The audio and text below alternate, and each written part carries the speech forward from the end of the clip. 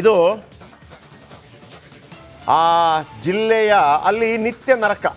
ಯಾರು ಅಲ್ಲಿಗೆ ನಿತ್ಯ ಸಾವಿರಾರು ಜನ ಬರ್ತಾರೆ, ಆದರೆ ಬೆಟ್ಟದಂಥ ಕಚೇರಿ ಹತ್ತಬೇಕು, ಅದೊಂದು ಕೊಡಿ ಅಂತ ಜನ ಹೇಳ್ತಾ ಇದ್ದಾರೆ. ಏನದು?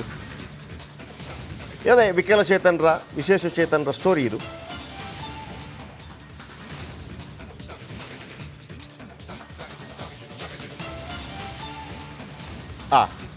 ಇದು ಮಜಾ ಇದೆ ನೋಡಿ.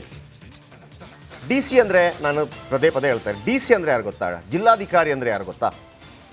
ಒಂದು ಊರಿಗೆ, ಒಂದು ಜಿಲ್ಲೆಗೆ ಮುಖ್ಯಮಂತ್ರಿ ಇದ್ದಾಗೆ. ನೀವು 1000 ಕೋಟಿ ನಾವು ಮಡಿಕೇರಿಗೆ ಕೊಟ್ವಿ, 1000 ಕೋಟಿ ನಾವು ತುಮಕೂರಿಗೆ ಕೊಟ್ವಿ ಅಂತ ಅಂದರೂ ಕೂಡ ಆ ಎಲ್ಲ ಅಕೌಂಟು ಬರೋದು ಜಿಲ್ಲಾಧಿಕಾರಿಗಳು. ಜಿಲ್ಲಾಧಿಕಾರಿಗಳು ಮನಸ್ಸು ಮಾಡಬೇಕು, ಅದು ಸೈನ್ ಇಲ್ಲದೆ ಹೋಗೋದಿಲ್ಲ. ಅದಕ್ಕೆ ನಾನು ಹೇಳಿದೆ, ಎಲ್ಲವೂ ಕೂಡ ಅವರ ಅಂಡರಲ್ಲಿ. ಶೂಟ್ ಮಾಡಿ ಇಂಥ ಒಬ್ಬ ಎಸ್ ಪಿಗೆ ಹೇಳಬೇಕಾದ್ರೂ ಕೂಡ ಜಿಲ್ಲಾಧಿಕಾರಿ ಹೇಳಬೇಕು. ಆಮೇಲೆ ಜಿಲ್ಲಾಧಿಕಾರಿ ನೀವೂ ಆಗ್ಬೋದು, ಇಲ್ಲ ಅಂತಲ್ಲ. ಜಿಲ್ಲಾಧಿಕಾರಿ ನೀವು ಮಾಡಲಿಕ್ಕೂ ಆಗುತ್ತೆ. ನೀವು ಡಿಗ್ರಿ ಫಸ್ಟ್ ಮುಗಿಸ್ಬೇಕು. ಡಿಗ್ರಿ ಮುಗಿಸಿದ ನಂತರ ಓಕೆ, ನಿಮಗೆ 6 ಬಾರಿ ಎಕ್ಸಾಮ್ ಬರೆಯೋದಕ್ಕೆ ಅವಕಾಶ ಇರುತ್ತೆ. General category I think. S C S ಟಿಗಳಿಗೆ ಅದು ಒಂದು 32 ವರ್ಷ ತನಕ, ಎಸ್ ಸಿ ಎಸ್ ಟಿಗಳಿಗೆ 34, ಇನ್ನು ಎಸ್ ಟಿಗಳಿಗೆ 38, ಇಲ್ಲಿ ತನಕ ಏನೋ ಇರುತ್ತೆ. 6 ಅವಕಾಶ, 8 ಅವಕಾಶ, 9 ಅವಕಾಶಗಳಿರುತ್ತೆ. ಏನದು? ನೀವು U P S C exam ಬರೀಬೇಕು. ನೀವು ಡಿಗ್ರಿ ಆಗಿ U P S C exam ಬರೀಬೇಕು. ನೀವು 8ನೇ ಕ್ಲಾಸಿನಿಂದ ಶುರು ಮಾಡಬೇಕು. ಈಗ ರಾಜ್ಕುಮಾರ್ ಅಕಾಡೆಮಿ ಅವೆಲ್ಲ ಕಳಿಸ್ತಾರೆ. ನೀವು U P S C exam pass ಆಗಿಬಿಟ್ರೆ ಸರ್, ನೀವು U P S C exam ಆದಾಗ ನೀವು ಯಾರು ಅಲ್ಲಿ ಒಂದು ಎಸ್ ಪಿಯನ್ನು ನೋಡಿದಿರಿ ನೀವು, ಬೆಳಗಾವಿ ಎಸ್ ಪಿ, ಅವರ ಹೆಸರೇನು ನಂಗೆ ಮರ್ತೋಯ್ತು, ಭಾಳ ಶಾರ್ಟ್ ಆಗಿದ್ದಾರೆ, ಎಡಾ ಮಾರ್ಟಿನ್. ನಿಮ್ಗೆ ಅನ್ಸುತ್ತೆ ಅವ್ರು ಪೊಲೀಸು ಅಂತ ಇಷ್ಟಕ್ಕಿದ್ದಾರೆ. ಅದೆಲ್ಲ ನೋಡಲ್ಲ ಎಜುಕೇಷನ್. ಅವರು U P S C exam ಬರೆದಿದ್ದಾರೆ. ಯು ಪಿ ಎಸ್ ಸಿ ಎಕ್ಸಾಮಲ್ಲಿ ನೀವು ಟಾಪ್ ಬಂದರೆ IAS, ಸ್ವಲ್ಪ ಕಡಿಮೆ ಬಂದರೆ ಸ್ವಲ್ಪ ಒಂದು 5-6 ಮಾರ್ಕ್ IPS. ನೀವು ಪಾಸ್ ಆದರೆ ಸಾಕು. 2 ಪೊಲೀಸರು ಬಂದರು ಮನೆ ಹತ್ರ ಕೂತಿರ್ತಾರೆ. ನೀವು ದಲಿತ, ನೀವು ಹಿಂದುಳಿದ, ನೀವು ಬ್ರಾಹ್ಮಣ, ನೀವು ಒಕ್ಕಲಿಗ, ನೀವು ಲಿಂಗಾಯತ, ನೀವು ಅಲ್ಪಸಂಖ್ಯಾತ, ನೀವು ಮುಸ್ಲಿಮು, ನೀವು ಸಿಕ್ಕು, ನೀವು ಜೈನ, ಯಾವುದಿಲ್ಲ ಎಜುಕೇಷನ್ ಮುಂದೆ. Education first. ಅದಕ್ಕೆ ಅಂಬೇಡ್ಕರ್ ಹೇಳಿದ್ದು, ಏನು ನೀನು ಬಡವನ, ಅಪ್ಪ ಅಮ್ಮನಿಗೇನು ಪವರ್ ಇಲ್ವಾ, ತಾಕತ್ತಿಲ್ವಾ, ಅಂದರೆ ಏನು ಜಮೀನಿಲ್ವಾ, ದುಡ್ಡಿಲ್ವಾ, ಜಾತಿನೂ ಇಲ್ವಾ? ಎಜುಕೇಷನ್. ಡಿಗ್ರಿ ಹೆಂಗೋ ಆಗುತ್ತೆ, ಫ್ರೀ ಎಲ್ಲ ಆಗುತ್ತೆ. ಗೌರ್ಮೆಂಟ್ ಕಾಲೇಜಲ್ಲೂ ಕಲಿಬೋದು, ಮತ್ತೊಂದು ಕಲಿಬೋದು, ಸ್ಕಾಲರ್ಶಿಪ್ ಸಿಗುತ್ತೆ, ಎಸ್ ಸಿ ಎಸ್ ಟಿಗಳಿಗೆ ಮತ್ತು ಹಾಸ್ಟೆಲ್ ಸಿಗುತ್ತೆ. ಯು ಪಿ ಎಸ್ ಸಿ ಬರೆದು ಬಿಡೋ, ಈಸಿ ಅಲ್ಲ. 6 ಬಾರಿ ಅವಕಾಶ ಇದೆ. ಎಸ್ ಸಿ ಎಸ್ ಟಿಗಳಿಗೆ 8 ಬಾರಿ ಅವಕಾಶ ಇದೆ. ಇನ್ನು ಕೆಲವರಿಗೆ 9 ಬಾರಿ ಅವಕಾಶ ಇದೆ. 42 ವರ್ಷ ತನಕ ಕೆಲವರಿಗೆ ಅವಕಾಶ ಇದೆ. 32 ವರ್ಷದಿಂದ ಹಿಡಿದು ಅಲ್ಲಿ ತನಕ ಏನೋ ಇದೆ. ಅದು ಇನ್ ಡೀಟೇಲ್ ಆಗಿ ಇರಲಿ, ಸ್ವಲ್ಪ ಆ ಕಡೆ ಆಗಿರ್ಬೋದು ನಾನು ಹೇಳಿದ್ದು. ನೀವು ಪಾಸ್ ಆಗಿಬಿಟ್ರೆ ಸಾಕು, ನೀವು ಮನೆಗೆ ಬರೋದೇ ಬೇಡ. ಅಲ್ಲಿ ಆಲ್ರೆಡಿ ಒಂದು 4 ಜೀಪ್ ಬಂದಿರುತ್ತೆ. ಸರ್ಕಾರ ನಡೆಸೋರೆ ನೀವು. ಒಬ್ಬ ಪ್ರೊಟೆಸ್ಟ್ ಮಾಡ್ತಾ ಇದ್ದ ಬಸ್ಸಲ್ಲಿ, ಜಿಂದಾಬಾದ್ ಮುರ್ದಾಬಾದ್, ಜಿಂದಾಬಾದ್ ಮುರ್ದಾಬಾದ್, ಧಿಕ್ಕಾರ ಅಂತೇಳಿ. ಯಾವುದೋ ಉತ್ತರ ಪ್ರದೇಶ ಆ ಭಾಗದ್ದು ಇರಬೇಕು. ನಿಮಗೆ IAS IPS IASಗಳು ಬರೋದು ಇದೆಯಲ್ಲ, ಎಲ್ಲ UP ಮತ್ತು ಬಿಹಾರಿಂದ. ನಮ್ಮವ್ರು ಕಡಿಮೆ ಆ ಲೆಕ್ಕದಲ್ಲಿ ನೋಡಿದರೆ. ಬನ್ನಿ ಈ ಸ್ಟೋರಿ ನೋಡ್ಕೊಂಬರೋಣ, ಆಮೇಲೆ ಹೇಳ್ತೀನಿ ಯಾಕೆ ಅಂತ.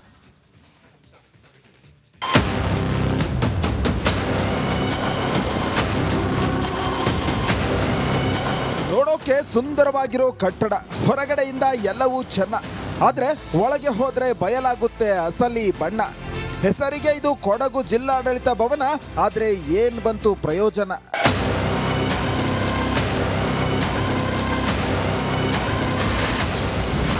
ಕೊಡಗು ಜಿಲ್ಲಾಡಳಿತ ಭವನದ ಲಿಫ್ಟ್ ಸ್ಥಗಿತ. ಜಿಲ್ಲಾಧಿಕಾರಿ ಭೇಟಿ ಮಾಡಲು ಜನರ ಪರದಾಟ. ವೃದ್ಧರು, ವಿಕಲಚೇತನರಿಗೆ ಮೆಟ್ಟಿಲು ಹತ್ತುವ ಭಾಗ್ಯ. ಇದು ನಮ್ಮ ಮಡಿಕೇರಿಯಲ್ಲಿರೋ ಕೊಡಗು ಜಿಲ್ಲಾಡಳಿತ ಭವನದ ಸ್ಥಿತಿ ನೋಡಿ ಸ್ವಾಮಿ. ಹೊರಗಡೆಯಿಂದ ನೋಡೋಕೇನೋ ಈ ಜಿಲ್ಲಾಡಳಿತ ಭವನ ಸಖತ್ತಾಗೆ ಕಾಣಿಸುತ್ತೆ, ಆದ್ರೆ ಒಳಗಡೆ ಇರೋ ಲಿಫ್ಟ್ ತುಕ್ಕು ಹಿಡಿದು ಬಿಟ್ಟಿದೆ. 3ನೇ ಅಂತಸ್ತಿನಲ್ಲಿರೋ ಜಿಲ್ಲಾಧಿಕಾರಿಯನ್ನ ಭೇಟಿ ಮಾಡೋಕೆ ವೃದ್ಧರು, ವಿಕಲಚೇತನರು ಪರದಾಡ್ತಿದ್ದಾರೆ.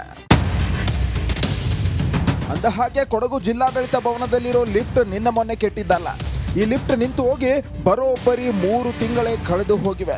ಇವತ್ತು ಸರಿ ಮಾಡಬಹುದು, ನಾಳೆ ಸರಿ ಮಾಡಬಹುದು ಅಂತ ಜನರು ಕಾಯ್ತಾ ಕೂತಿದ್ದಾರೆ. ಆದರೆ ದಿನ ಕಳೆದಂತೆಲ್ಲ ಈ ಲಿಫ್ಟ್ ತುಕ್ಕು ಹಿಡಿತಾನೆ ಇದೆ. ಅಂದ ಹಾಗೆ ಈ ಜಿಲ್ಲಾಡಳಿತ ಭವನದಲ್ಲೇ ಡಿಸಿ ಕಚೇರಿ, ಎಸಿ ಕಚೇರಿ ಸೇರಿ ಎಲ್ಲ ಪ್ರಮುಖ ಜಿಲ್ಲಾ ಮಟ್ಟದ ಕಚೇರಿಗಳಿವೆ. ಅದರಲ್ಲೂ ನಮ್ಮ ಡಿಸಿ ಸಾಹೇಬ್ರ ಕಚೇರಿ ಇರೋದು 3ನೇ ಅಂತಸ್ತಿನಲ್ಲಿ. ಡಿಸಿಯನ್ನ ಭೇಟಿ ಮಾಡಬೇಕಾದ್ರೆ ಜನರು 3ನೇ ಅಂತಸ್ತನ್ನೇ ಏರಲೇಬೇಕು. ವಿಕಲಚೇತನರಿದ್ರು, ವಯೋವೃದ್ಧರಿದ್ರು ಮೆಟ್ಟಿಲನ್ನೇ ಹತ್ತಬೇಕಾದ ಪರಿಸ್ಥಿತಿ ಇದೆ. ನಾವಿಲ್ಲಿ ಎ ಸಿ ಆಫೀಸ್ಗೆ ಬರ್ತಾ ಇದ್ದೀನಿ. 2-3 ವರ್ಷ ತಿಂಗಳಿಂದ ಬರ್ತಾ ಇದ್ದೀನಿ. ಇದು ಕೆಟ್ಟೋಗಿದ್ದು 2-3 ವರ್ಷ. ನಮ್ಮಂಥ ಹಿರಿಯವರಿಗೆ, ಸೀನಿಯರ್ ಸಿಟಿಜನ್ಗೆ ಹೋಗೋಕ್ಕೆ ಬರೋಕ್ಕೆ ಭಾಳ ತೊಂದರೆ ಆಗ್ತಾಯಿದೆ. ಆದ್ದರಿಂದ ಅಷ್ಟು ಬೇಗ ರೆಡಿ ಮಾಡಿಸೋದು ಒಳ್ಳೆಯದು ಅಂತ ನಾನು ಅನಿಸಿಕೆಯನ್ನು ಹೇಳಿಸ್ತಾ ಇದ್ದೇನೆ. ಬರುವಾಗ ಮೊದಲು ಅದರಲ್ಲಿ ಹೋಗ್ತಾಯಿತ್ತು, ಈಗ ಇಲ್ಲ, ನಡೀತಾ ಹೋಗ್ತಾ ಇದ್ದೀನಿ. 3 ಇದಾಗ ಡಿ ಸಿ ಆಫೀಸಿಗೆ ಆದರೆ 3 ಹೋಗಬೇಕು. ನಾನು 3ನೇ ಮಡಿಗೆ, ನಾನು ಎ ಸಿ ಆಫೀಸಿಗೆ ಹೋಗ್ತಾ ಇದ್ದೀನಿ 2 ಮಡಿಗೆ. ಭಾಳ ತೊಂದರೆ ಆಗ್ತಾಯಿದೆ. ಕೇವಲ ಜನರು ಮಾತ್ರವಲ್ಲ, ಹಿರಿಯ ಅಧಿಕಾರಿಗಳು, ಸಚಿವರು, ಶಾಸಕರು ಬಂದಾಗಲೂ ಕೂಡ ಇದೇ ಕಟ್ಟಡದಲ್ಲಿ ಸಭೆ ನಡೆಸಲಾಗುತ್ತೆ. ಹೀಗಾಗಿ ಇಲ್ಲೊಂದು ಲಿಫ್ಟ್ ತುಂಬಾ ಅನಿವಾರ್ಯತೆ ಇದೆ. ಇಲ್ಲಿನ ನಿರ್ಲಕ್ಷ್ಯಕ್ಕೆ ಜನರು ಆಕ್ರೋಶ ಹೊರಹಾಕ್ತಿದ್ದಾರೆ. Difficult for old people and the number of persons attending AC office and DC office, they must do it very quickly. And the local MLA who is concerned here, I think, I don't know who is the MLA, maybe Mr. Mantargavada in charge. He should take initiative, because leaving the lift and all when you have provided, or they should have 2 types, 2 lifts. Either side they should have. But you can't make people to run around here and there. ಇಷ್ಟು ದಿನ ಒಂದು ಲೆಕ್ಕ, ಇನ್ನು ಮೇಲೆ ಮತ್ತೊಂದು ಲೆಕ್ಕ. ನಾವು super 3ಯಲ್ಲಿ ಈ ಸ್ಟೋರಿಯನ್ನ ತಗೊಂಡಿದ್ದೀವಿ ಅಂದ್ರೆ ಜಿಲ್ಲಾಡಳಿತ ಎಚ್ಚೆತ್ತುಕೊಳ್ಳಲೇಬೇಕು. ಅಲ್ಲಲ್ಲ, ನಿದ್ದೆಯಿಂದ ಏಳಲೇಬೇಕು. ಕಿತ್ತೋದ ಲಿಫ್ಟ್ ಅನ್ನ ಸರಿಪಡಿಸಲೇಬೇಕು. ಕ್ಯಾಮ್ರಾಮನ್ ದಿವಾಕರ್ ಜೊತೆ ಅನುಕಾರ್ಯಪ್ಪ, ಬೆಳ್ಳೂರು, ರಿಪಬ್ಲಿಕ್ ಕನ್ನಡ, ಕೊಡಗು. ಎಲ್ಲರ ಗಮನಕ್ಕೂ ಮತ್ತೊಮ್ಮೆ ಯಾರಿದು ವಿಜಯಕುಶಾಲಪ್ಪ ಬರಲ್ಲ ಇಲ್ಲಿಗೆ. ವಿನಾಯಕ್ ನಾರ್ವಡೆ, AC ವೆಂಕಟರಾಜು ಜಿಲ್ಲಾಧಿಕಾರಿಗಳು, ಮಂಥರಗೌಡ ಶಾಸಕರು ದಯವಿಟ್ಟು ಇದರ ಬಗ್ಗೆ ಗಮನ ಹರಿಸಬೇಕು. ನಿಮ್ಮೆಲ್ಲರ ಗಮನಕ್ಕೆ ಒಂದು ಲಿಫ್ಟ್ ಸರಿ ಮಾಡೋದಷ್ಟೇ. ಇವ್ರು ಹೇಳ್ಬಿಡ್ತಾರೆ. ವೆಂಕಟರಾಜು ಜಿಲ್ಲಾಧಿಕಾರಿಗಳು, ಮಂಥರಗೌಡರು ಶಾಸಕರು, ವಿನಾಯಕ ನರ್ವಾಡೆ, ನಿಮ್ಮ ಗಮನಕ್ಕೆ ಮತ್ತೊಮ್ಮೆ ತರ್ತಾ ಇದ್ದೀವಿ ಸರ್. ಭಾಳ ಕಷ್ಟಪಡ್ತಾ ಇದ್ದಾರೆ. ಟೈಮ್ ಇಲ್ಲ ನನ್ನ ಬಳಿ, ಒಂದು ಲಿಫ್ಟ್ ರೆಡಿ ಮಾಡಿಸುವಂಥ ಕೆಲಸ. Thank you very much. ನಾಳೆ ಮತ್ತೆ ಸಿಗೋಣ ಸೂಪರ್ 3ಯಲ್ಲಿ. ನಮಸ್ಕಾರ. ಇದು ಆ ಜಿಲ್ಲೆಯ ಅಲ್ಲಿ ನಿತ್ಯ ನರಕ. ಯಾರು ಅಲ್ಲಿಗೆ ನಿತ್ಯ ಸಾವಿರಾರು ಜನ ಬರ್ತಾರೆ, ಆದರೆ ಬೆಟ್ಟದಂಥ ಕಚೇರಿ ಹತ್ತಬೇಕು, ಅದೊಂದು ಕೊಡಿ ಅಂತ ಜನ ಹೇಳ್ತಾ ಇದ್ದಾರೆ. ಏನದು? ಅದೇ ವಿಕಲಚೇತನರ, ವಿಶೇಷ ಚೇತನರ ಸ್ಟೋರಿ ಇದು.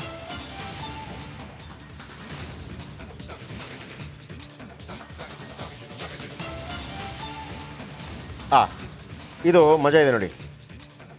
DC ಅಂದರೆ, ನಾನು ಪದೇ ಹೇಳ್ತಾರೆ, DC ಅಂದರೆ ಯಾರು ಗೊತ್ತಾ? ಜಿಲ್ಲಾಧಿಕಾರಿ ಅಂದರೆ ಯಾರು ಗೊತ್ತಾ? ಒಂದು ಊರಿಗೆ, ಒಂದು ಜಿಲ್ಲೆಗೆ ಮುಖ್ಯಮಂತ್ರಿ ಇದ್ದಾಗೆ. ನೀವು 1000 ಕೋಟಿ ನಾವು ಮಡಿಕೇರಿಗೆ ಕೊಟ್ವಿ, 1000 ಕೋಟಿ ನಾವು ತುಮಕೂರಿಗೆ ಕೊಟ್ವಿ ಅಂತ ಅಂದರೂ ಕೂಡ ಆ ಎಲ್ಲ ಅಕೌಂಟು ಬರೋದು ಜಿಲ್ಲಾಧಿಕಾರಿಗಳು. ಜಿಲ್ಲಾಧಿಕಾರಿಗಳು ಮನಸ್ಸು ಮಾಡಬೇಕು, ಅದು ಸೈನ್ ಇಲ್ಲದೆ ಹೋಗೋದಿಲ್ಲ. ಅದಕ್ಕೆ ನಾನು ಹೇಳಿದೆ, ಎಲ್ಲವೂ ಕೂಡ ಅವರ ಅಂಡ್ರಲ್ಲಿ. ಶೂಟ್ ಮಾಡಿ ಇಂಥ ಒಬ್ಬ SP ಹೇಳಬೇಕಾದ್ರೂ ಕೂಡ ಜಿಲ್ಲಾಧಿಕಾರಿ ಹೇಳಬೇಕು. ಆಮೇಲೆ ಜಿಲ್ಲಾಧಿಕಾರಿ ನೀವೂ ಆಗ್ಬೋದು, ಇಲ್ಲ ಅಂತಲ್ಲ. ಜಿಲ್ಲಾಧಿಕಾರಿ ನೀವು ಮಾಡಲಿಕ್ಕೂ ಆಗುತ್ತೆ. ನೀವು ಡಿಗ್ರಿ ಫಸ್ಟ್ ಮುಗಿಸ್ಬೇಕು. ಡಿಗ್ರಿ ಮುಗಿಸಿದ ನಂತರ ಓಕೆ, ನಿಮಗೆ 6 ಬಾರಿ ಎಕ್ಸಾಮ್ ಬರೆಯೋದಕ್ಕೆ ಅವಕಾಶ ಇರುತ್ತೆ. General category I think. SC STಗಳಿಗೆ ಅದು ಒಂದು 32 ವರ್ಷ ತನಕ, SC STಗಳಿಗೆ 34, ಇನ್ನು STಗಳಿಗೆ 38, ಇಲ್ಲಿ ತನಕ ಏನೋ ಇರುತ್ತೆ.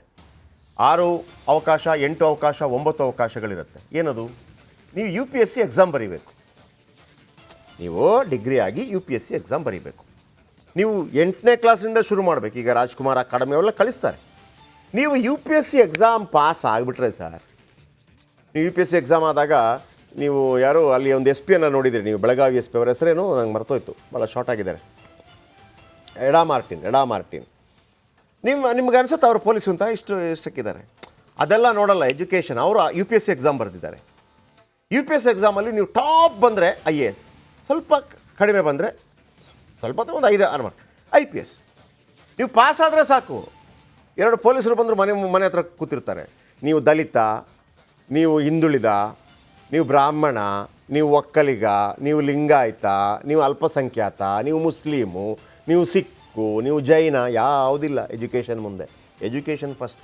ಅದಕ್ಕೆ ಅಂಬೇಡ್ಕರ್ ಹೇಳಿದ್ದು, ಏನು ನೀನು ಬಡವನ, ಅಪ್ಪ ಅಮ್ಮನಿಗೇನು ಪವರ್ ಇಲ್ವಾ, ತಾಕತ್ತಿಲ್ವಾ, ಅಂದರೆ ಏನು ಜಮೀನಿಲ್ವಾ, ದುಡ್ಡಿಲ್ವಾ, ಜಾತಿನೂ ಇಲ್ವಾ, ಎಜುಕೇಷನ್.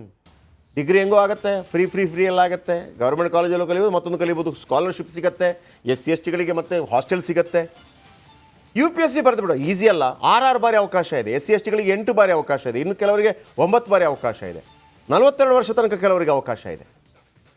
32 ವರ್ಷದಿಂದ ಹಿಡಿದು ಅಲ್ಲಿ ತನಕ ಏನೋ ಇದೆ, ಅದು ಇನ್ ಡೀಟೇಲ್ ಆಗಿ ಇರಲಿ, ಸ್ವಲ್ಪ ಆ ಕಡೆ ಆಗಿರ್ಬೋದು ನಾನು ಹೇಳಿದ್ದು.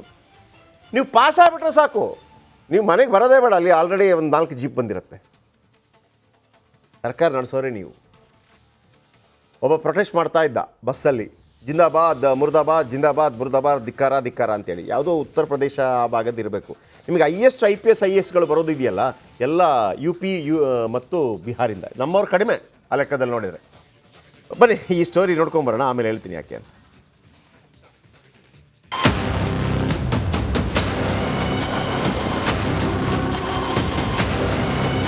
ನೋಡೋಕೆ ಸುಂದರವಾಗಿರೋ ಕಟ್ಟಡ, ಹೊರಗಡೆಯಿಂದ ಎಲ್ಲವೂ ಚೆನ್ನ, ಆದ್ರೆ ಒಳಗೆ ಹೋದ್ರೆ ಬಯಲಾಗುತ್ತೆ ಅಸಲಿ ಬಣ್ಣ. ಹೆಸರಿಗೆ ಇದು ಕೊಡಗು ಜಿಲ್ಲಾಡಳಿತ ಭವನ, ಆದ್ರೆ ಏನ್ ಬಂತು ಪ್ರಯೋಜನ?